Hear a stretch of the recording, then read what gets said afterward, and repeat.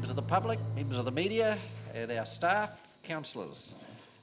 We have no public forum, and so we'll move to apologies, and I'll move that the committee accepts the apologies from councillors Damien Yule and Conrad Stedman, seconded by Andrew Wiley. Brain fade already, that's not a good sign. All in favour? Against? Carried.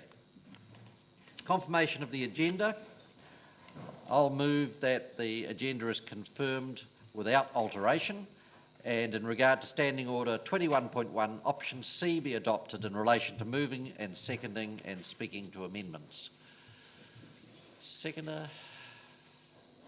Councillor Hall. All in favour? Against? Carried. Declarations of interest. I would imagine no declarations of interest have changed. So if that is the case, I'll move that the committee notes the elected members' interest register and confirms the proposed management plan for elected members' interests. Seconded, Councillor Gary. All in favour? Against? Carried. Okay, so that brings us to our first report, Dunedin City Quarterly Economic Development Monitor Report. So welcome to the table, Benji and Sue.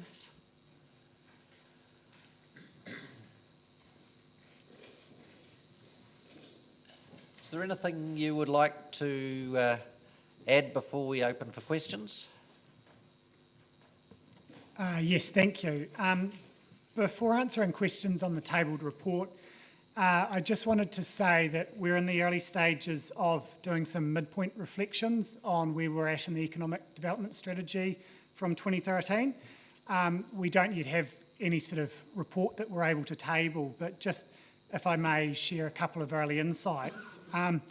Reflecting on the jobs target over the 10-year period from 2013, quite an audacious goal of 10,000 jobs had been set.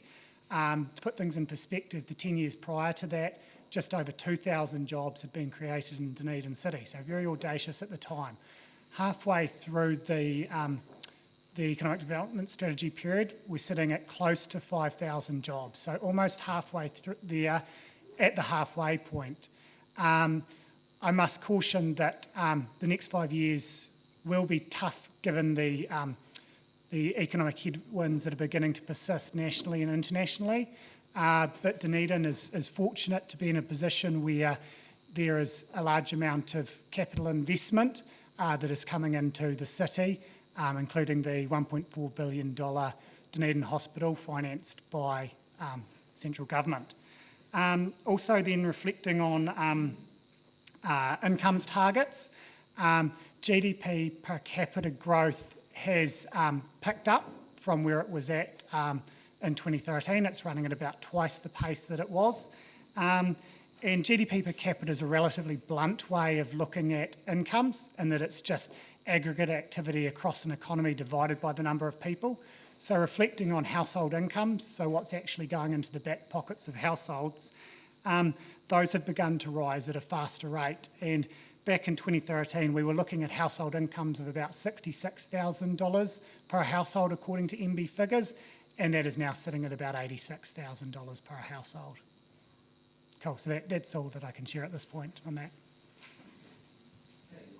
Councillor Hawkins.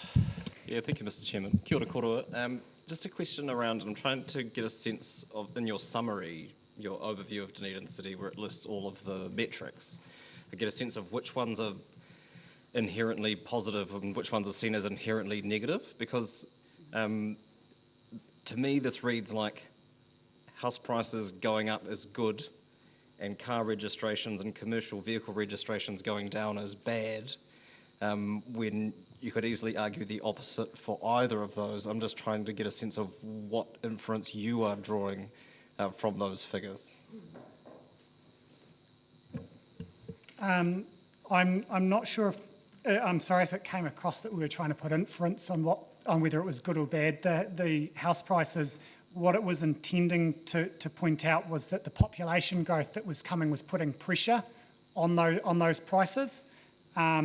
and that upward pressure on house prices, it begins to act as a signal that we need more homes, and so home building has begun to respond to that signal. And ultimately, we do care about house prices because of the effects that they can have on housing affordability, and housing affordability is one of the things that makes Dunedin a compelling place for people to move to from other parts of New Zealand. Yeah, which is why I asked the question, and some of them are green, and I'm assuming green means good, and some of them are red, and I'm assuming red means bad, because... Sorry, I thought you meant in the comments we'd written. Just to clarify for you, the report with the green and the red arrows, that's a tabled report that was provided by an economic consultancy, Infometrics. So we haven't prepared that document. We've just put the summary points at the front. So your job is explaining it rather than, or interpreting it, sorry, rather than defending it. Yes, that's correct. Because you could argue that with a growing population and a shrinking number of car registrations, that could be seen as positive in the long term in terms of transitioning where the future needs of an economy might need to point to. Yeah, you could make that inference. Thank you. Councillor Gary. I wondered if you could drill down a little bit on the job figures. And the reason I ask is that I was talking to a recruitment agent recently, and he talked about the difficulty in getting people to fill jobs. There was plenty of jobs, but not the people to fill them, and it seemed like there was a bit of a mismatch. And I'd really like to understand what you can tell us from the figures that we have here. Thanks for your question. If I could draw your attention to page 18 of the report, we tried to give a little bit of narrative as to what's happening in there. Looking over recent years, what we've seen when we look at employment on an industry by industry basis is that there has been quite a hollowing out in the manufacturing sector, but there have been a number of other industries that have begun to gain jobs, particularly in the professional services. If you look more deeply within manufacturing, it was predominantly focused on more heavy engineering type manufacturing, and apart from Cadbury closure, there was actually an expansion in a lot of food product manufacturing in the city. Now, the people that lost jobs did not always have transferable skills, and so that's something you get a bit of friction when people lose jobs in one industry and there are job opportunities appearing in another, and they can't necessarily in a short space of time transition. So that's one of the things that we've identified there. At the same time, we've had quite a lot of people moving into the city, and it's possible that some of those moving into the city have had skills that were more appropriately matched with the job opportunities that were available. So just talking about, that speaks to the unemployment rate, but just talking about job seekers, the definition of that, can you just go into that a little bit? Yes, of course. The number of people getting what's known as a job seeker support benefit is based on people that MSD has approved to receive that benefit. So it's a slightly different definition to someone that is technically unemployed. Someone that's unemployed doesn't necessarily get a job seeker support benefit. They just need to identify as being willing and able to work and not yet have a job. So think of someone receiving a job seeker support benefit as a vulnerable subset of the unemployed. So in fact, the student population of our city doesn't have an impact on this. Is that correct? That's correct. They're not included. They can't get job seeker support. Thank you. Councillor Lord. Yeah, Benji, I just page 21. I've read the non-residential consents falling by 23%, and yet the Otago region was up 28. Now, I was just wondering, can you drill down? Is this because we had a huge consent like the dental school that pushed it up previous years, or is it symptomatic of something different? Page 21, about halfway down. Yeah. Yes, look, one thing to point out with non-residential consents is that they're very lumpy as you identified. So you'll get very high volumes one year and then they might drop off the next year. That's not necessarily signalling that there's a curtailing of activity in the non-residential construction sector, because what's consented will take multiple years to build. And if we turn to page 23, Infometrics has provided a timeline of history of non-residential consents. And what we see is through 2017-18, they were running at a much higher level, and it's been a tapering off since then. Immediately on the horizon, though, are going to be some large value consents that'll shore up the pipeline of work in the city. So would that also be fair to equally say that perhaps a large hotel complex in Queenstown or something could push the rest of Otago significantly? The difference between the two's almost of no real relevance. Yeah, Queenstown is, I don't have the numbers immediately on hand, but it punches surprisingly above its weight for such a small place. There's been such a large volume of non-residential consents. If anyone's passed through that area over recent times and seen the development along the Frankton Flats, those are nationally significant developments from a commercial perspective. Yeah, okay, thank you. Councillor O'Malley. Thank you, Mr. Chair. Benji, this is actually not so much from the report, but from your comments earlier on about growth of the new jobs added to the city. Are they net or gross? In other words, does it take into account jobs losses or just new jobs? That's the net change in jobs, so it's not looking at the churn rate. So is that like 7,000 added and 2,000 lost, leaving with 5,000 as the net? Is that what we're talking about then? Yes, that's correct. Councillor Vandevers.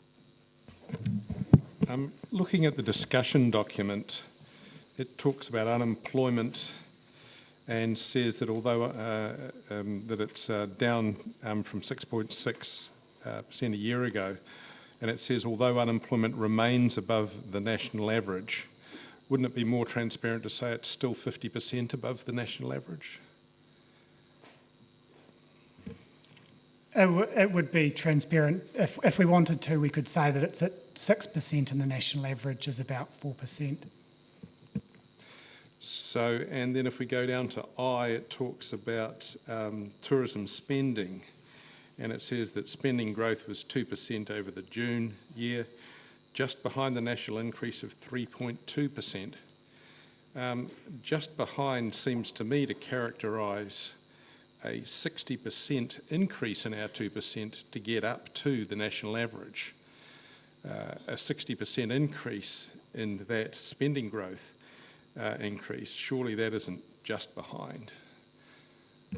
I guess to give some broader context to the visitor spending figures, both in Dunedin, across the rest of Otago and across the rest of New Zealand, they've come down from much, much higher levels. So visitor spending was growing at double-digit percentage rates of increase, and so both are tapering off from that. Okay, so we have a significant tapering off. And would you say that the same was true about the residential consents? You've explained why non-residential consents can vary so wildly, but in terms of residential consents, we've got 3.3%. And nationally it's 5.8. So again, we would need to increase consent 75% to get up to the national average. Is this not an indication perhaps of a lack of confidence? It's certainly not a positive, is it, when we're that far behind the national average? I think the thing, if I could go back to the earlier question about the divergence between non-residential consents in Dunedin and the sharper increase in non-residential consents in Otago region. So across Otago region, building activity is very, very high, both from a non-residential perspective and from a residential perspective. So it's quite challenging to get your hands on construction workers. So some of the things limiting growth in residential consents is can not only be caused from from a supply and availability of land and demand for housing, it's also able to get workers to build the houses. So I wouldn't like to characterise it as a Dunedin only problem. That's also something that's being experienced in many parts of New Zealand. But in terms of Dunedin compared to the national average, we still trail significantly. Well, we're still quite a bit above the 10-year average. We're still about 10% above the 10-year average of construction. It's just that it hasn't grown as rapidly recently. The other thing to point out is that residential consents include quite a cross-section of different building types. So they include not only standalone houses and townhouses, as well as retirement village units and apartments. And some of those can be quicker for each unit to build. So up in Auckland, for example, a lot of the growth that's happened recently has been higher density. So you get more consents in a shorter space of time. Thank you. Councillor Wilson. Kia ora, thank you. Really interesting reading. I find it interesting that the unemployment figures aren't right beside the job seeker to compare. And I just want to get, the numbers are really interesting because you look at unemployment at 6%, or virtually, and then job seekers at 3.3%. And I just want to understand what is the difference, because I think they possibly paint a worse picture than is actually there. Does that mean that some people are wanting to carry on working even though they're not eligible for the unemployment or for the job seeker allowance? Just to clarify, sorry, where was the 3.3% figure? On job seeker? Yeah. Which is below go past the consents. It's oddly not right beside the unemployment. Sorry, on which page? I'm sorry, I'm running off a phone because my computer's died. Job seekers comes after traffic flow, as you'd expect.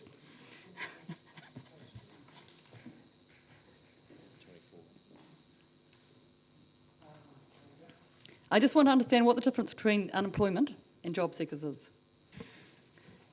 Yeah, okay. So job seekers, they are the number of people that have gone to MSD and have been approved for support from MSD to receive a benefit.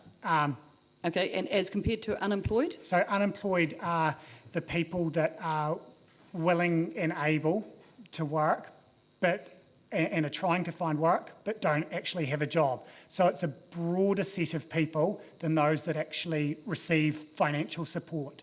And there can be a variety of reasons why someone doesn't go and get a benefit. Absolutely, means testing being one of them. And so, taking that further, it's not age limited, the unemployment rate in that context? The unemployment rate, I'd have to look at the technical definition. I don't believe so because it's a working age population.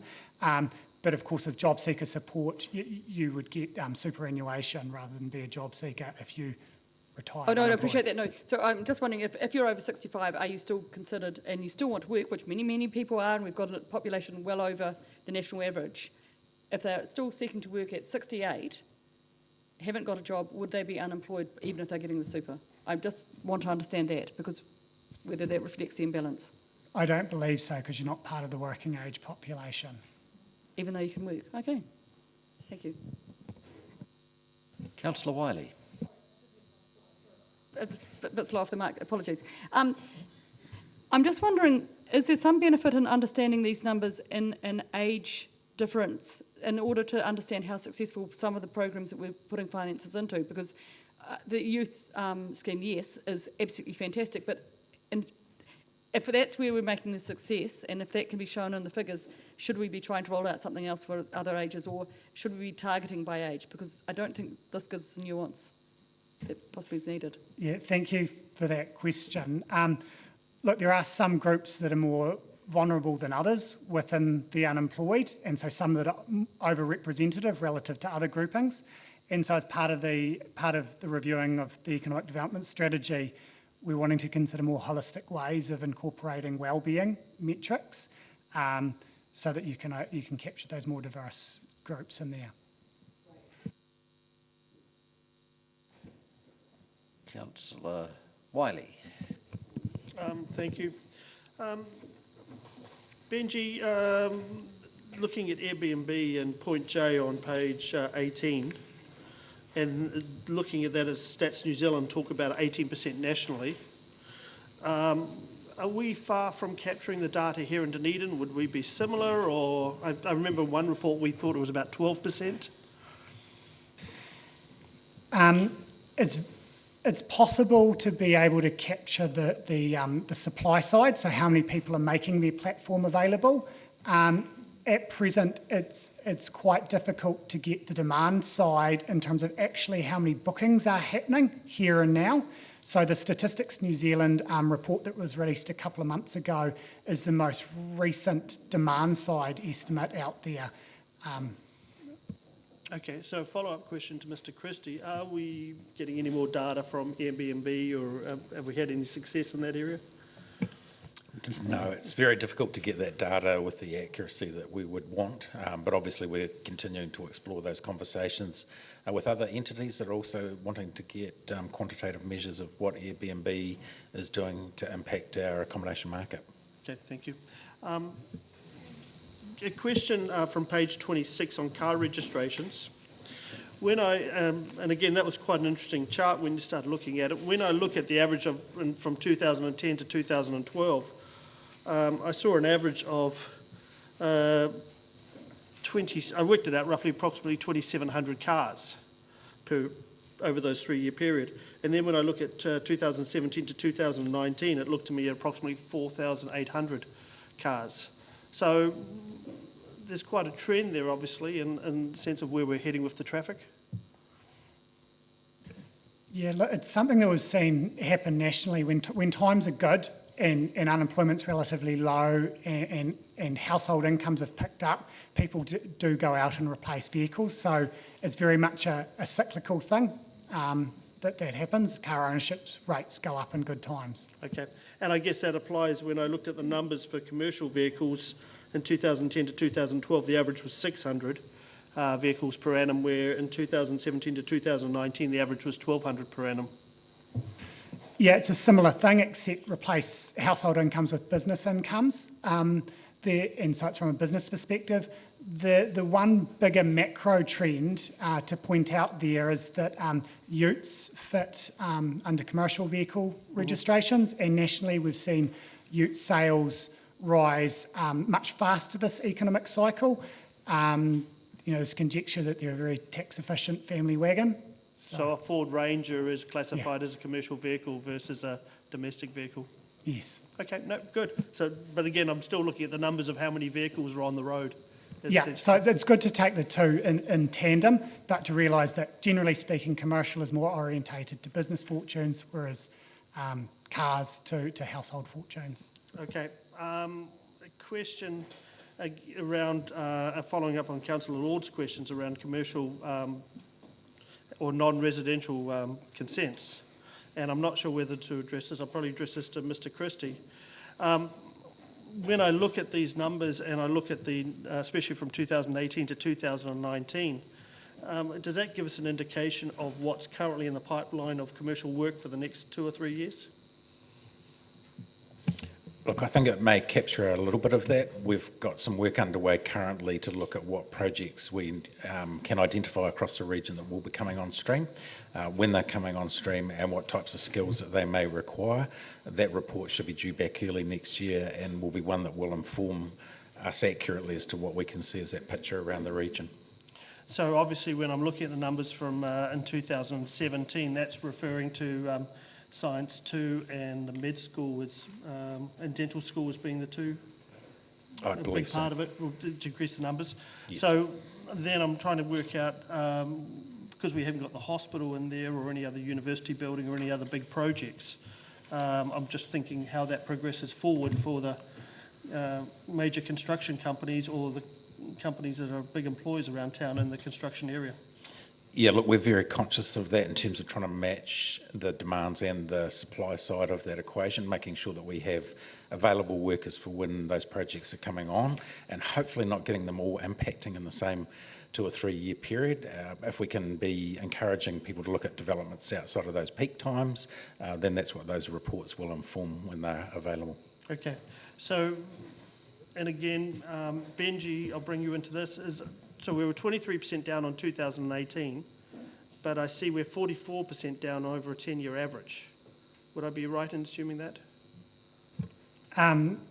Yeah, according to what I'm reading on page 23, this was Infometrics that prepared these graphs. Yep. Yes, what I can immediately see is that it was those large consents that happened in the sort of, it looks like the 2010-11 period and 2016-17 period pulled up the 10-year average.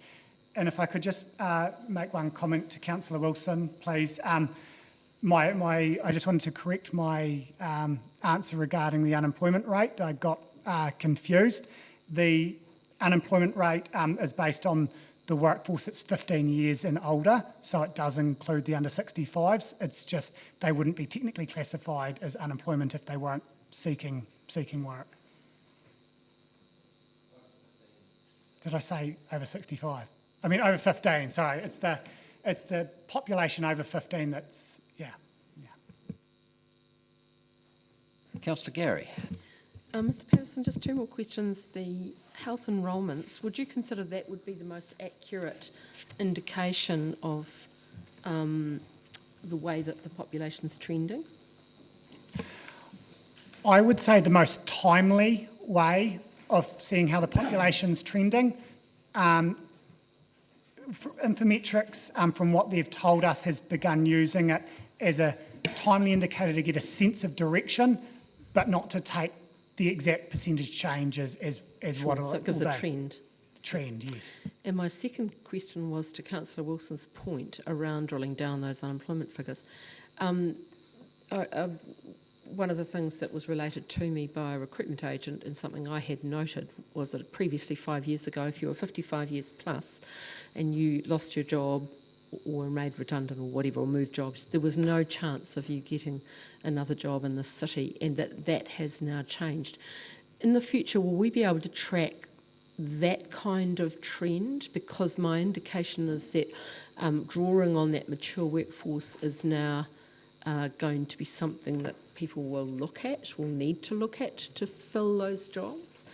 Are we going to be able to get that more precise, as Councillor Wilson requested, detail in the future, do you think? It's possible out of taxation records with a relatively long lag to get trends in employment by age cohort, but in a timelier manner you can understand those that are seeking job seeker benefits by age group, because MSD releases, they do release benefit data by age and very broad ethnicity. So that might give us more of an indication. It could give a feeling for that. Lovely. Thank you very much indeed, and thank you for the work done on the report. I have Councillor Wiley wishing to move and Councillor Gary seconding. Councillor Wiley, do you want to speak? Have you got a question? This question, thank you, Mr. Chair, sorry. This question is for Mr. Christie. You know how I'm always going on about the wellbeing budget, etc. So am I correct in assuming that this economic monitor thing has not been written in the context, in the framework of a wellbeing budget? That is correct, and we are reflecting on the economic development strategy after the midterm review, and we will be looking at including wellbeing measures in that, which will inform future reports around these sorts of economic reports to bring that up to be more relevant. Mr. Wiley. Thank you. I think this is actually one of the good things that has really come through economic development over the last 3 years. These reports and the way we're getting them is really presenting data in a very clear way for us to all understand. And it really highlights a lot of the positives that are happening in the city. and unfortunately some of the negatives, but it's quite a visual summary. So thank you for your work in that area and helping the team at Enterprise Dunedin bring this all together. I think the part that I find really quite interesting is the fact of when you look at housing and the commercial development and the impact that is having around the residents of Dunedin. As I mentioned in my questions, I'm deeply concerned about the commercial development pathway over the next 2 to 3 years and when the work is going to get underway. To see that there's 3,000 more vehicles registered in Dunedin in the last 2 years obviously has an impact on traffic and parking in the city.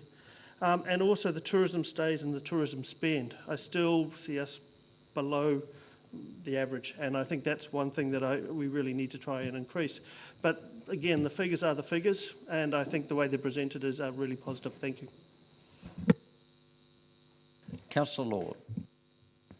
Yeah, look, I'd just like to say that I probably should have mentioned it in the last meeting, but I think this is a good news story, and I note Mr. Patterson saying that he thought the next half of the 5 years might be more difficult to achieve the just over 5,000 jobs that are remaining. And I actually think, I look at that actually a wee bit more positively. I think that will be quite easy. In fact, I think you could actually be having a mid-term review and lift that goal.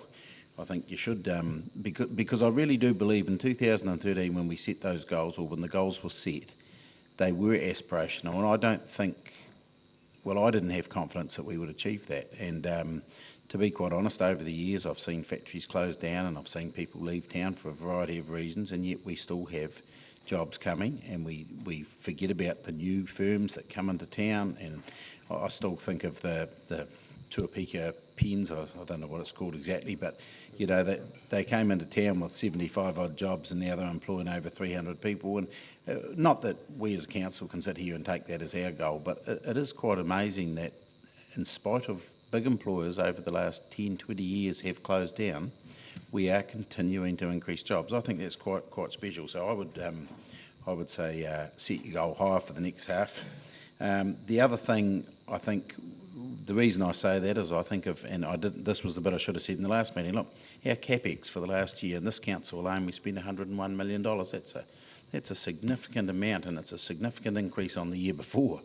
And what our long-term plan is designed to spend, what the hospital will bring, what the university is spending, some of that, a lot of that will be government money, a lot of that is ratepayer money, but I just think there's quite a lot of things that I don't think we're going to have the headwinds that perhaps you described, but you're probably smarter than me. Well, not probably, you are smarter than me, but I would like to think that it might be quite achievable to extend our goals. And I think good news story, really. Thank you.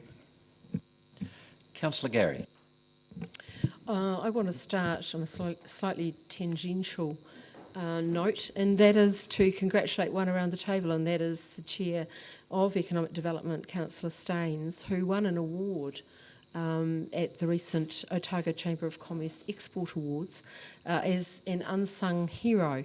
And Councillor Staines very generously talked about that being for all of this council, but I think that we need to offer our congratulations to him for that, and to all the people who have contributed in the city towards this result. I see it as a really good news story, and I thank Mr. Patterson and the team for this report because it gives some really concrete evidence around the trends.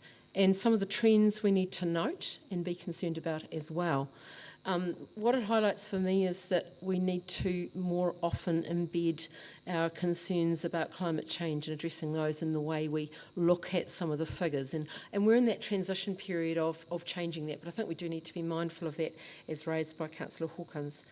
I want to take this opportunity to say to Mr. Christie and the Enterprise Dunedin team that they have all, and I know they're sitting behind me, so excuse my back, but all of them in their particular roles have contributed to the positive trends contained in this report to make the city a great place to live, work, visit, study and invest in. And that's clear in all the very different roles that they participate in. And I just recall the students that came on the Shanghai scholarship, which we're going to consider in the next report, who visited the city for the first time and who commented on how they'd like to come and live here. Or the US delegation, education delegation, who weren't here for this purpose. They were here to look at, as agents, about bringing students from the States, but who were looking at wanting to come and live here. How do we come and live here? I hear those stories every week from people who either want to or have and contribute to this kind of data. And it's important, because this is the last meeting of the Economic Development Committee, to acknowledge the work of your team, Mr Christie, in contributing to this result for the city. Your team are passionate and committed to their work, and we appreciate it. Councillor O'Malley. Thank you, Mr Chair. The question I asked about the net growth in jobs is only really asked because I wanted to clarify some comments out in the community which says, well, was that net growth, or was that just addition in the face of lost jobs? So just, clarifying that again, we've added 5,000 jobs to the city during this period. We've also added probably about 4,000 to 5,000 people. And if you note, our unemployment rate's not really changed all that much during that period as well. So it would imply that, in fact, a lot of our job growth is actually a proportion, is related in some way or another to immigration.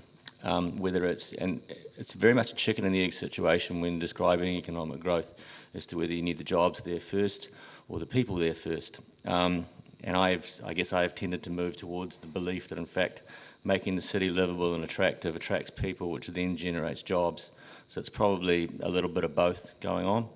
It's very encouraging. It really does show that the city is really activated, I think might be the best word for it. And I guess I also share Councillor Lord's general optimism that, in fact, I think so long as we can keep attracting people, that even though the economic downturn in the country may slow down in other parts, we have been sort of following out of step anyway with those economies, and there's no real reason necessarily to say that we're going to be necessarily dragged down by any changes there, provided we can get people to come in. So I'm looking forward to see how the next 5 years pans out, and I'm almost betting that we will add those 5,000 jobs. Thanks. Mayor Cole.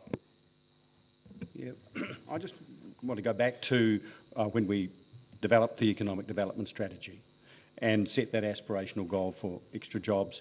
One of the things that underpinned our aspiration was the belief that the future of work and the future of business in Dunedin was going to come out of, largely out of the two tertiary institutions. It'll be either research output or graduates.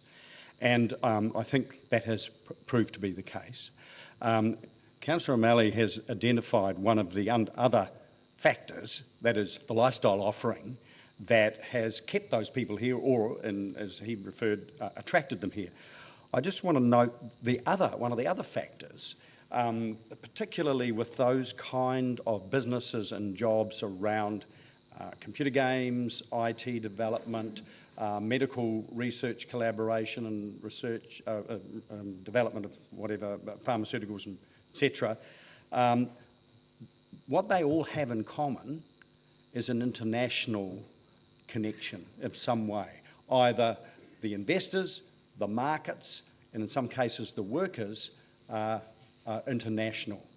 And the importance that our connections that we have been able to leverage, particularly with our opening into Shanghai, which predated that, gave us a head start in leveraging those connections to the benefit of those businesses.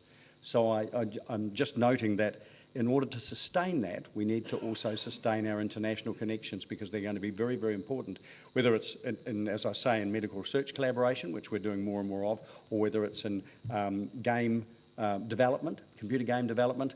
Almost always there'll be a significant international component to that. And we're very, very fortunate, and we've been, I think, astute in leveraging that throughout the last few years.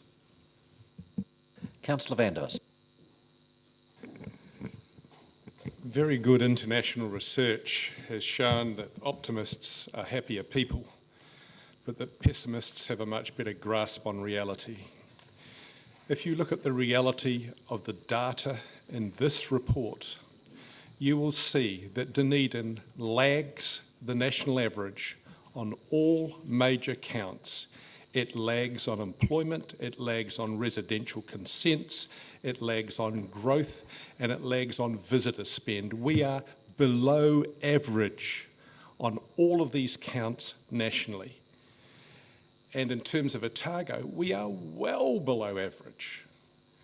Dunedin is not actually the glittering example of progress that has been promulgated by some people around the room here.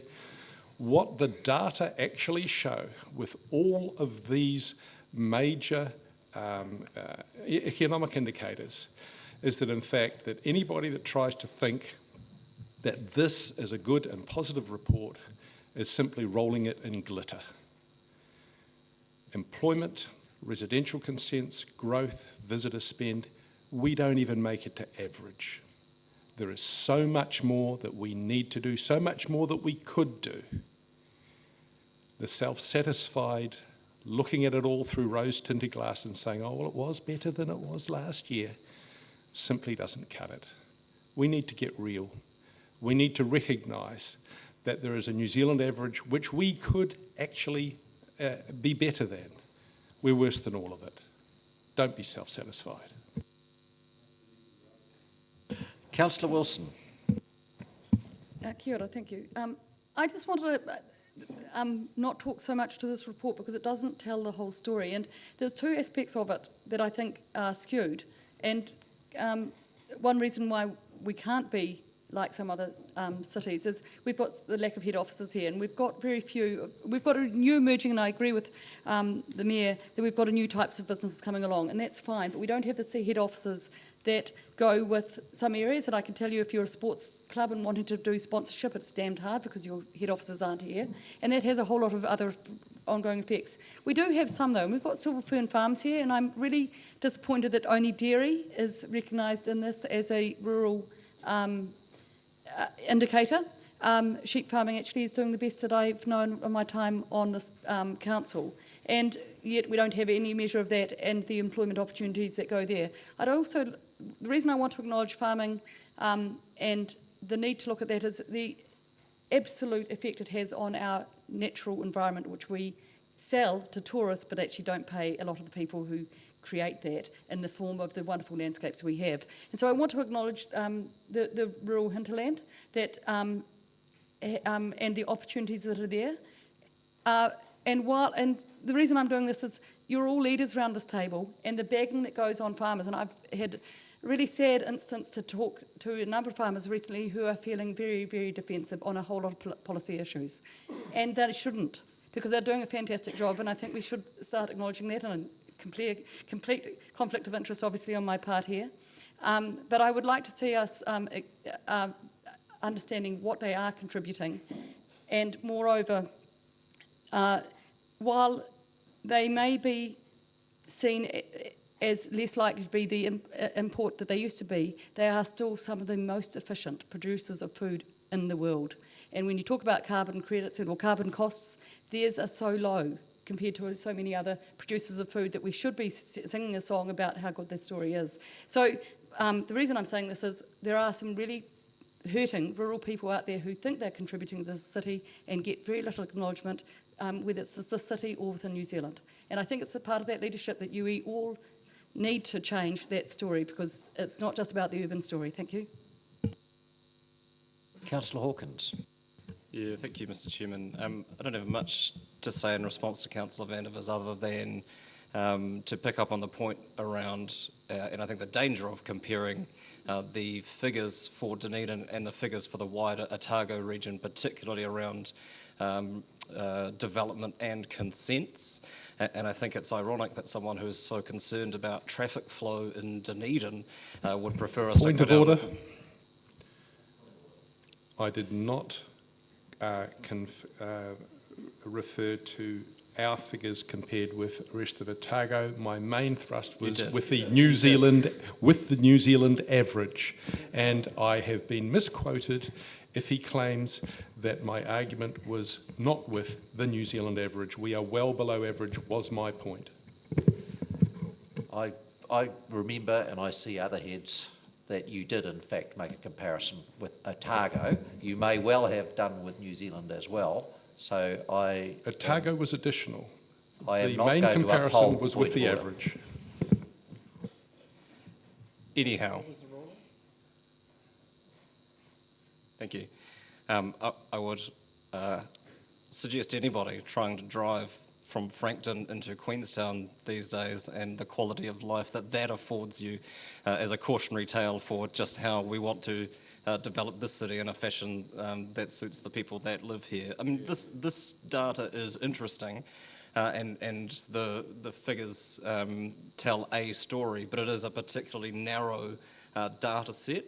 And, you know, I don't know if even in the short term, whether GDP, car registrations, and house prices are necessarily going to tell us what we need to know about where our city's economy is heading in the medium to long term.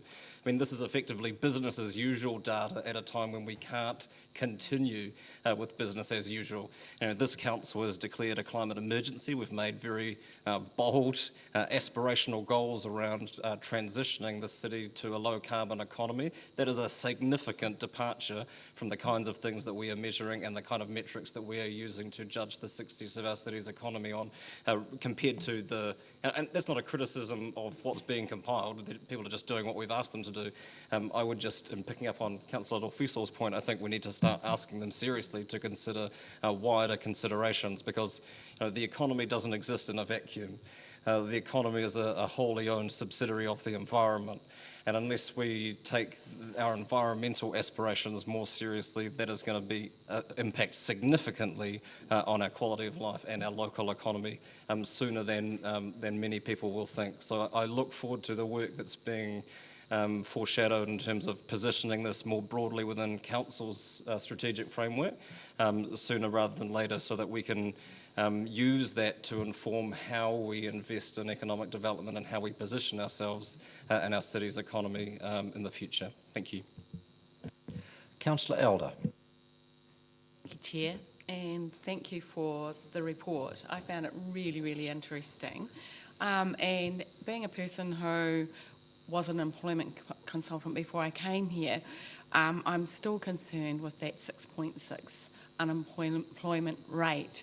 And I see that we have opportunities ahead, like the hospital rebuild, which we can then focus on that retraining. It gives us an indication of what we might do to actually shift that. And one of the points here is about the long-term manufacturing depletion. And my comment on that is there are a number of startups who actually send contract work out of town to Christchurch and Auckland, which could actually be done here if we invested in that area. So for me, it gives us an indication of where things are at, but also an indication of where we might invest our energy into developing our economy and a diverse economy, because in fact some people are missing out. Before I pass to Councillor Wiley for his right of reply, I'd just like to respond to a little bit of the criticism that was given. If we I suppose some people always look at a glass half empty and others look at a glass half full. We are looking at data, and this data is telling us a story. And that is that in many areas, Councillor Vandervis, you've had your say, let me have my say. In many areas, our performance, the gap between this city's performance and New Zealand average is closing. We are getting better. I've always said economic development is a long game. It's not a switch you can turn that says we're suddenly going to be wealthy. But there is a definite shift in this city's economic vibrancy, and we know from what we see confirmed with hospital rebuilds, university work, growth and new businesses entering into the high-tech sector, that our economy in the city is going to continue to grow. Our population is growing at the fastest rate it has in over 100 years. So I think, Councillor van der Vis, in making your comments, you are right. There are areas that we could do better, but that is our job. That is the job of Enterprise Dunedin and of us around this table, to look for opportunities to provide catalysts that will take those percentages up above the national average. It doesn't happen overnight. We are making progress, and I think the future for the city looks really good. So, Councillor Wiley, right of reply. I feel like a campaign speech coming on, but no.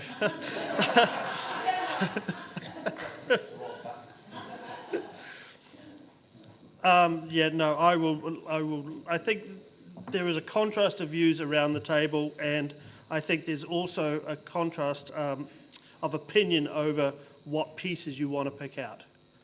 And when I look at the comments that were made, I think, you know what, we're all really heading in the same direction. We all want what's best for the city. And we know there is a pathway where a lot of things, positive things are going to happen. Some of us have different views on what that pathway looks like, but we all have the same interest. We have the heart of the residents. We want to make sure Dunedin is going to be a stronger and better place for all people living in our city, and whatever that may look like in 2030 or 2040. But we have some really good data here, and that's been the biggest thing for me over the last 3 years. We're now getting really good data, and when you get good data, you can start making good decisions. So thank you. All right, I'm going to put it. It was moved by Councillor Wiley, seconded by Councillor Gary. All in favour? Against? Carried. That takes us on to our next agenda item. Excuse me while I get my paperwork back in. So it's the Enterprise Dunedin Activity Report, and we're going to be joined by Fraser Liggett and by Malcolm Anderson. Councillors, I'm not sure whether all of you have met Malcolm, but Malcolm has joined us 2 weeks ago, 3 weeks ago? 5 weeks ago. Longer than I thought. I must have been asleep for part of it. You're probably too busy and I didn't spot you. But anyway, Malcolm has joined us in the role of Marketing Manager for Enterprise Dunedin. So he has a very strong background in the tourism sector. So perhaps, Councillor van der Vis, we'll see some added growth in the tourism. Floor's yours. Do you wish to introduce the activity report or just go to questions? I think we can just go to questions. Thank you. Questions, councillors. Councillor Gary. Thank you. Mr Liggett, on page 34, it talks about Enterprise Dunedin continuing to work with ChargeNet and Aurora around the EV installations. Are there any plans to install fast chargers for electric bikes? And can you tell me, are they the same kind of chargers as electric cars use? I'm not sure about that technical aspect. Thank you for the question, Councillor Gary. We may play a little bit of musical chairs here today. That's fine. I have Mr Adamson here, who perhaps is well placed to respond to that. Sorry. Don't apologise. Oh, the question was around page 34, 10B, and it was about the EV chargers. And my question was, is there any plan to put in fast chargers for e-bikes around the city? And are they the same fast chargers as you use for cars, or is it different? I don't know the technical nature of that. Yeah, it is. But at the moment, there's been nothing about electric bikes, but we're well down the road with the Water Street particular thing. Since then, there's also been another put in at Pack and Save, I think, in Dunedin. So we're moving in the right direction. But I don't know, I can't tell you technically. That's fine. Yeah. That was a question. I can answer the question on electric bikes. I have a few, been an electronics engineer. You can't fast charge an electric bike. They only have a single phase outlet charge facility. So any 3-pin plug anywhere in the town will charge an electric bike, and there's no fast charge option on them. Thank you. Thank you, Mr. Adamson. My next question was around, probably not for you, Mr. Adamson, someone else. How many operators participated? Page 37, number 16, the Winter Imaginarium.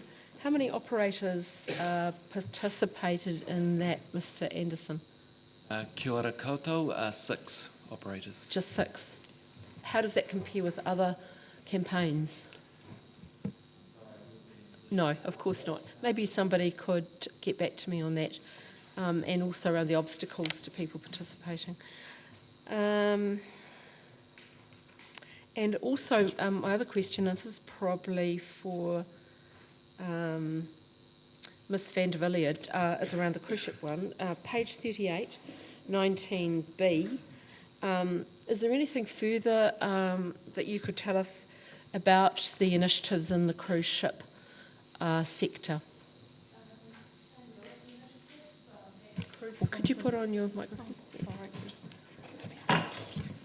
Sustainability initiatives that the cruise sector are very, very aware of now, and things like the new International Maritime Organisation ruling that from the 1st of January 2020, all ships need to be using low sulphur fuels or have sulphur efficiency devices. Now, already a lot of the ships are coming into port that have got scrubbers on them. From the 1st of January, all ships coming into Port Otago, not just cruise ships, will be required to have scrubbers fitted, which will mean that there is no sulphur emissions from their stacks. I'm told that they will look as though they're smokier because it creates a bigger output of steam. So we will see white steam billowing from them, but it is just clean steam into the atmosphere.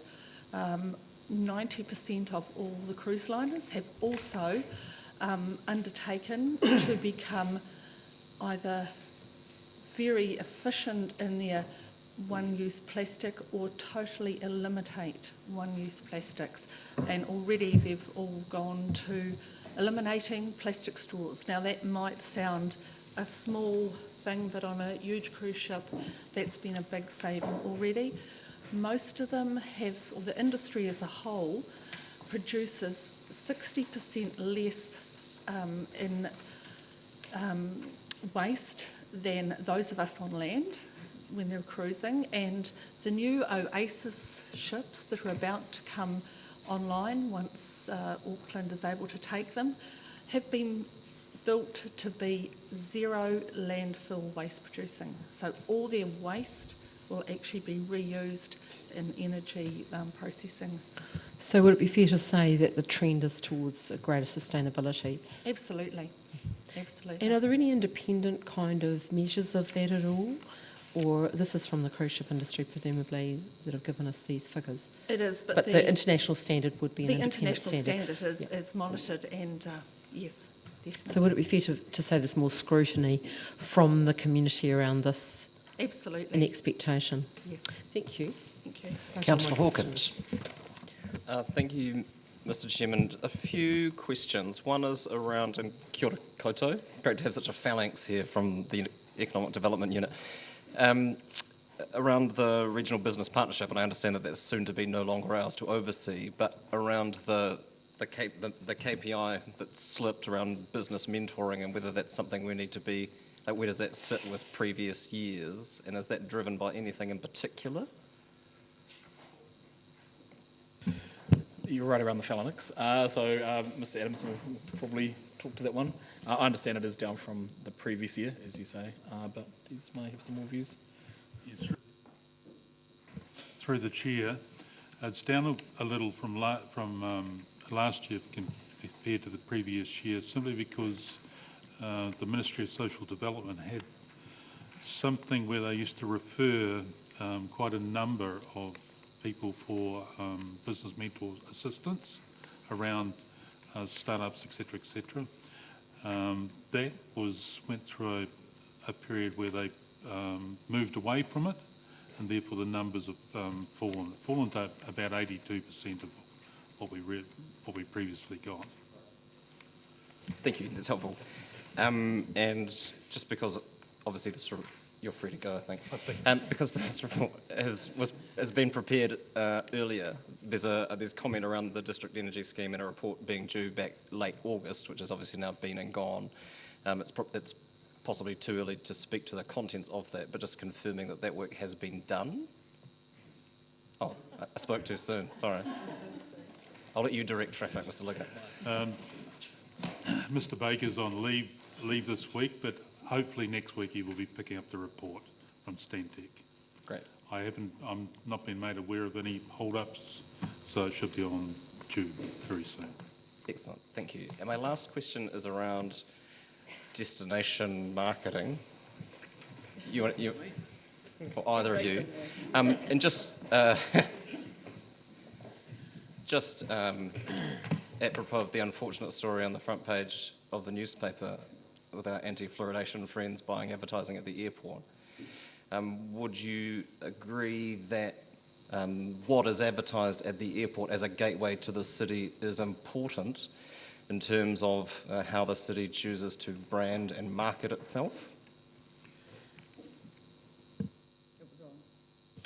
I think I'll take that one, if that's all right, Councillor. Absolutely, we do see that as a gateway to the city, and the marketing that does get attracted to that spot is of concern to us, and would be wanting to make sure that it represents the city as accurately as it possibly could.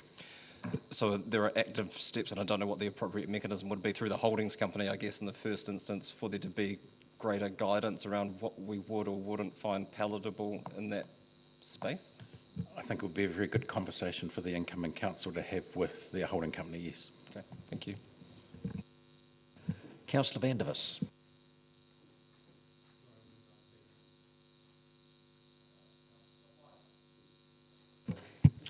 Thank you. Malcolm, probably a question for you. Last Wednesday, August 28th, Virgin Airlines announced 750 job losses and a loss of $349 million with our 4 flights a week. Are we doing enough, or do we have any feeling of what could happen in that area? Are we doing enough in that area, and how's that discussion going? I think that's a business decision first and foremost for Virgin. Obviously, they're looking at their roots and where they can hopefully make money in the future. The second part of your question is we are very, very supportive of international links to Dunedin, and we are working and have worked with Dunedin Airport and will continue to do so to maintain those links. Are we doing anything actively at present to find out if we could do more with Virgin in promoting those links and ensuring the value of that connection stays relevant to the city? So I think that's a question more for Dunedin Airport, but in terms of what we're doing, we're meeting with Dunedin Airport tomorrow actually to see whether we can assist in furthering that objective. Councillor O'Malley. I think one of my questions has been asked, so I'm not going to get Des to give out over this thing. So that the report for the energy system is going to come fairly soon. The district energy system. Look, I could answer that, Councillor. I think we'll get the report and see if we can prepare that in time for the October meeting of Council. But it has already gone to the local advisory group? No, it hasn't been received yet. Oh, okay, so just the draft went, yeah. Okay. And the EV chargers on Water Street, when we do those picking of those particular sites, what interaction do we have with the Transport Department? I mean, I know later on we end up doing a bylaw on the actual site, but...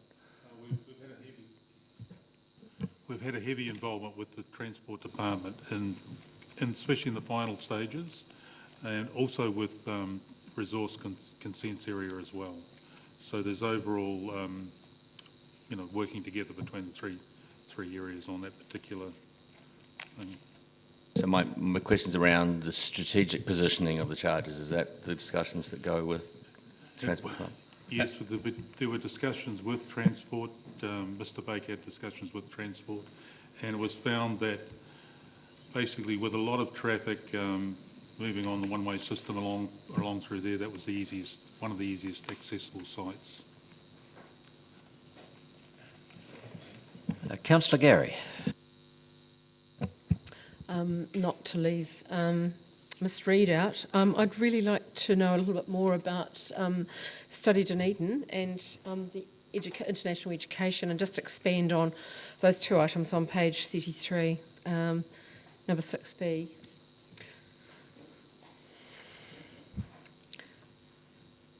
So this was about the Shanghai Mayoral Scholarship recipients visit and other education delegations that might have not made it into this report because of the timing. Okay. So this is the 5th year of the Shanghai Mayoral Forum. This is the 5th year of the Shanghai Mayoral Scholarship Program. We bring 12 tertiary students into the city from 6 of our key partner institutions in Shanghai. One of the main parts of the program, as well as tourism activities and getting to know the city, is for them to be put into local businesses that either are to do with their fields of study or their future aspirations for work. So this year we had another 12 Dunedin businesses take students for 5 full days of work experience. There were some really good fits this year, including a company in North East Valley called Control Focus, who took a future energy student out of one of our key universities. She had a great experience with them, and that the whole sustainability side of us moving together in that space was moved forward quite well. And what feedback do you get from the students before they leave about that experience? It's quite an intense experience, and it had quite a significant leadership with it. What feedback do you get?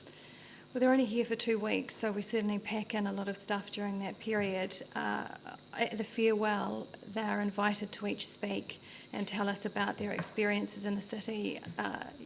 Unanimously, it's a positive one. It's a bit life-changing for many of them. The opportunity for them to do work experience in the first place is something that some of them haven't had a chance to do first, and especially in a Western business environment, which is often quite different to what they might find at home.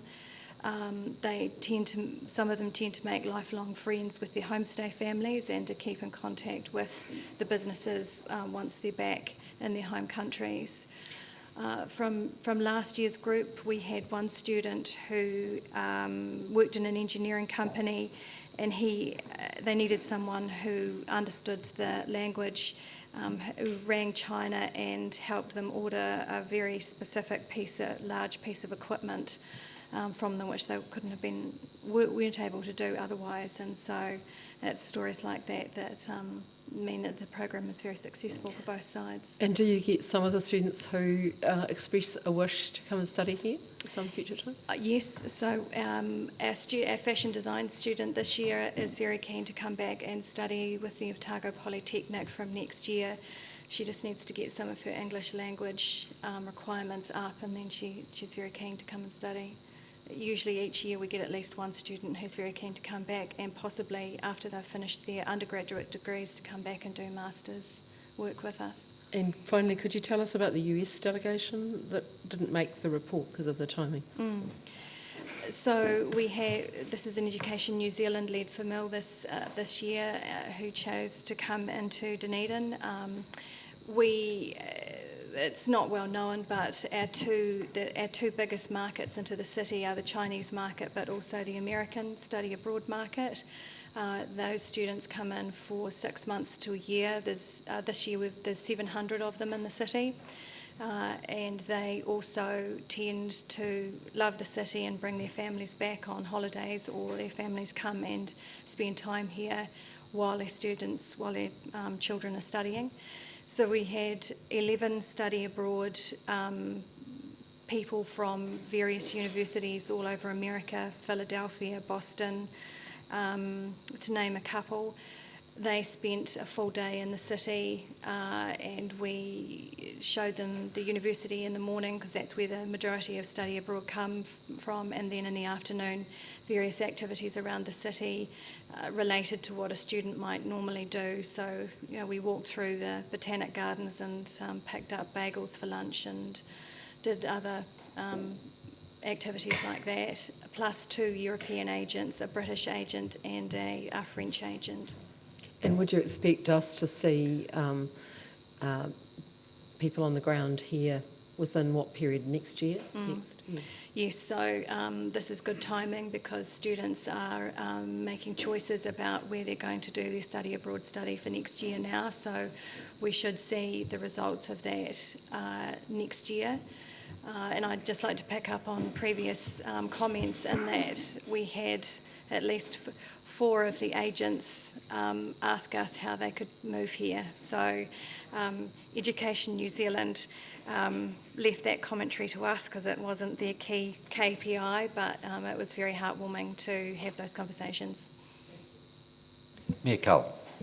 Can add to some of the information on the Merrill Scholarship because on the last trip to Shanghai, our chief executive signed an MOU with the Shanghai Education Commission for the next few years. We refresh it every so often. One of the things that they made very clear to us is how much they value student exchanges. And that's the second time they've told us that. Now, in the context of the Merrill Scholarship, when we started it, there were a dozen students, university students, and a dozen high school students. The high school part of it fell off because our schools here were finding that they were overcommitted. But in light of, and that's been the case for now 2 years, 3 years, but in light of the enthusiasm expressed by the Shanghai Education Commission, I committed to reinstating the exchanges of high school kids from here. We will receive them next year from then on. If it's a resource issue, then we'll resource it from here. But I expect that the high schools will see that they're the immediate beneficiaries of this, and that the scholarship program is actually a form of marketing, and that they need to resource that marketing. But one way or the other, that I have committed to reinstating that because it's so important to our partner, and they host us with equal largesse, so it's appropriate. Councillor Elder. I have a question just around the district energy system group, but I think our energy person's not here. So it was just a question around whether the energy group is also talking to the waste group about opportunities for using waste to create energy in the waste from the waste stream. Through the chair, I know there's a lot of discussion going on in council at the moment around the whole thing around energy, waste management, a whole lot of information in that sphere, and different departments are talking to one another on those issues. Yes, because waste can create energy, I suppose. It's just how we do things. But the other question was the comment, you've got a following up 26% for Instagram and 3.5% for Facebook. And I was talking to a Chinese person the other day about how we could actually put images into the Chinese market. Are we doing work on that presently? So that's 16, is that right, Councillor Elder? Yes, yes, that's page 38, Thank you. to be exact. So that's a good question, and we are certainly looking at that opportunity. Obviously, China's a huge market. We have limited resources in comparison to the size of the market, and in fact, in the next 4 to 6 weeks, we'll be in a position to quantify what our investment in that market will be and some of those opportunities. Yes, because he sort of mentioned they're hungry for just images, and if we could use what we've already got and pass it on. The other thing is, are we doing any work with the Kia ora New Zealand, Air New Zealand Good Morning promotion? Yes, we intend to, or it's scheduled to have the first video shot this week for our contribution to that campaign. So are we sort of putting it out in the community that the community can do this too? We're certainly within the tourism community, because there's a process they need to go through with Tourism New Zealand to get an approval before. Oh, right, so you can't just go up Mount Cargill and Unfortunately. have a bit of fun and No. send it? Oh, you can't, okay. You could do that through other media like Facebook or whatever, but not through the official channels. No. Not through the official channels. And what work is being done also with that one for Shanghai, I think it was, with...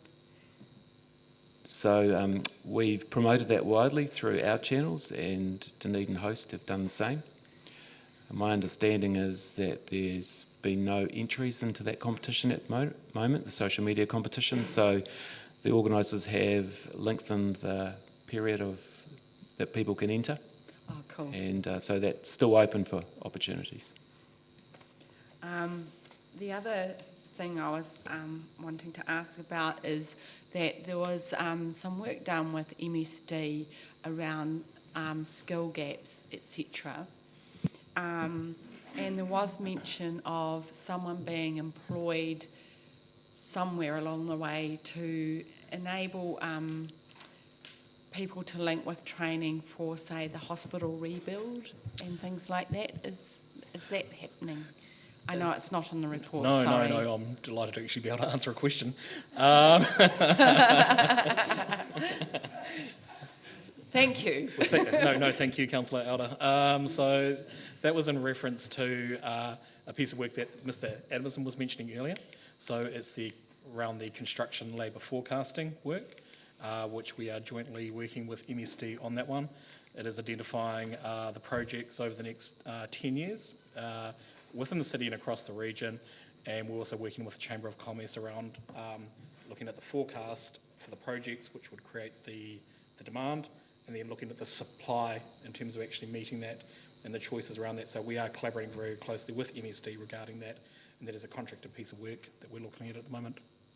So was there thought of getting someone to, say, go around the schools and say these are opportunities coming up, or... Oh, look, that is going to be part... That matchmaking?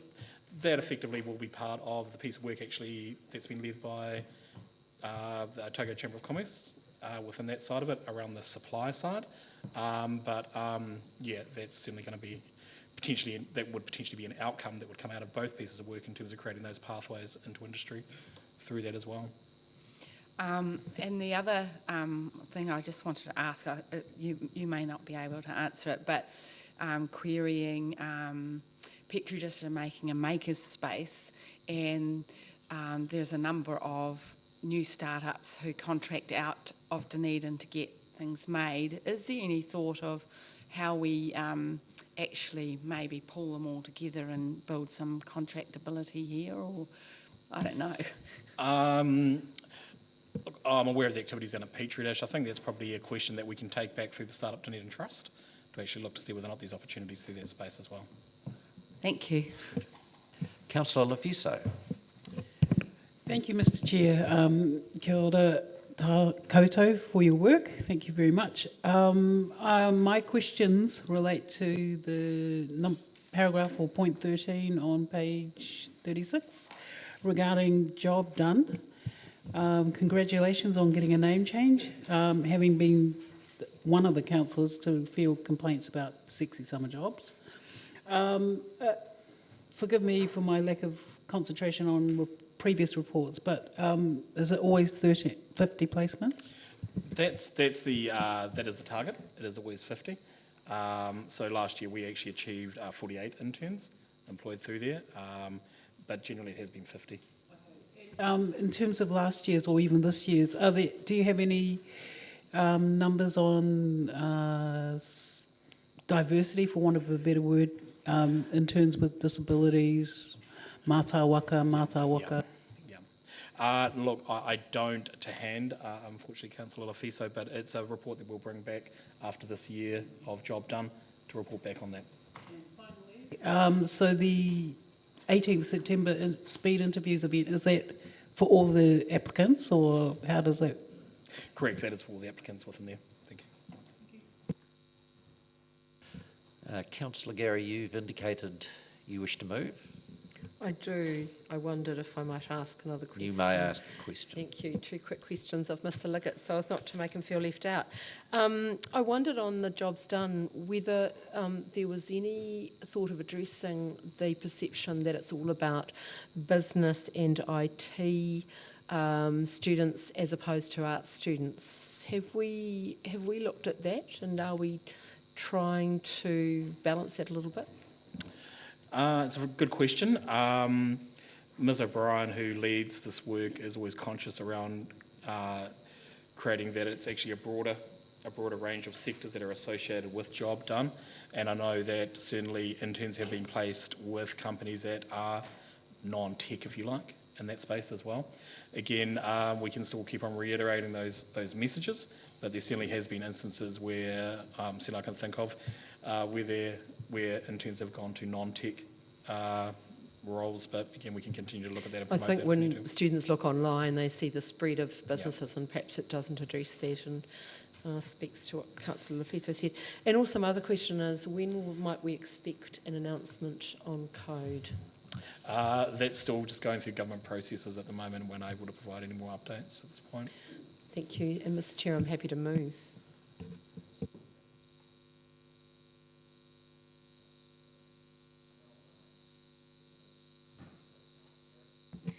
Yes, I do. And further to my comments earlier, I just want to acknowledge the report and the range of work that has been carried out, and it's good to see so many of the team in here today.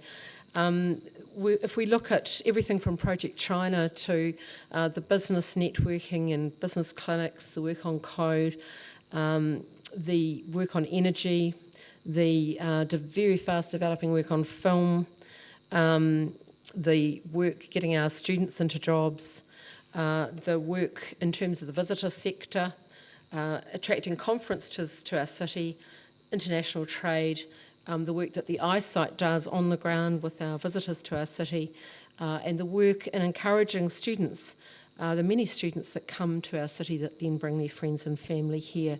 Over the 3 years, it has been a real privilege to me to work with this team, and as this is the last meeting of the Economic Development Committee, I want to just reference the expertise that I have noted, the passion of the staff, and the professionalism that I have noted.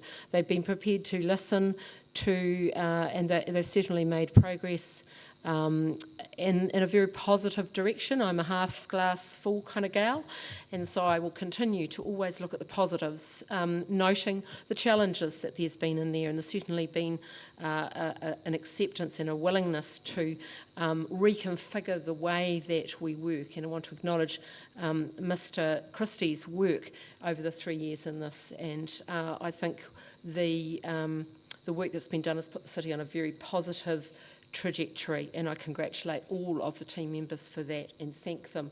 I have really enjoyed working with you.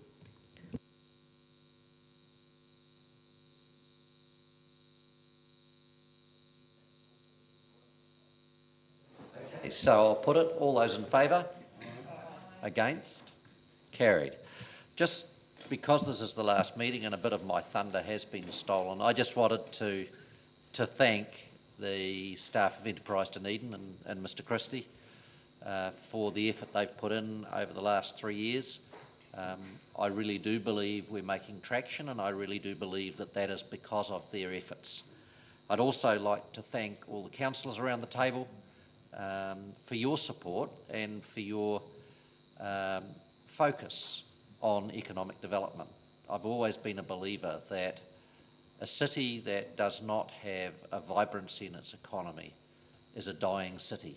So all of the things that we hold of value here, like our arts and culture, if we can lift our economy and we can involve them in that economic growth, then we will have a much better city and much better outcomes for all of our residents. So there was a mention of the Unsung Hero Award. I was very embarrassed in receiving that award.